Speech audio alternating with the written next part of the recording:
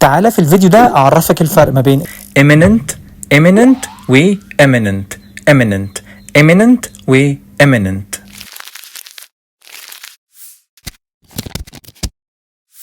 أول كلمة معايا هي كلمة eminent. وكلمة eminent زي ما انت شايف بدأ بالI دبل M I N E N T.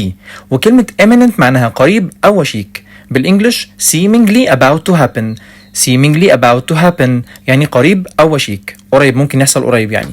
والمثال بيقول seeing the rapidly gathering clouds we realized a storm was imminent.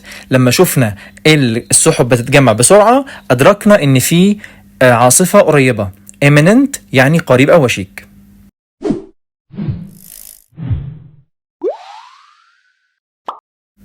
أما الكلمة التانية هي كلمة eminent.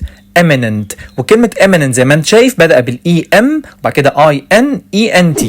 والكلمة دي معناها محترم أو وقور أو بارز. والمعنى بالإنجلش respected and important often within a certain job.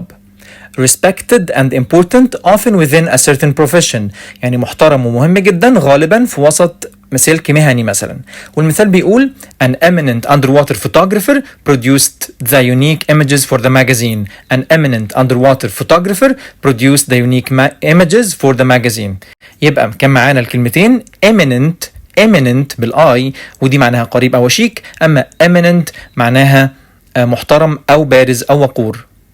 وبكده يكون الفيديو انتهى. وطبعا لو عجبك ما تنساش تعمل لايك وكومنت وشير على الفيديو، ولو عايز نكمل في الفيديوهات دي اكتب لنا في الكومنتس تحت. السلام عليكم ورحمة الله وبركاته.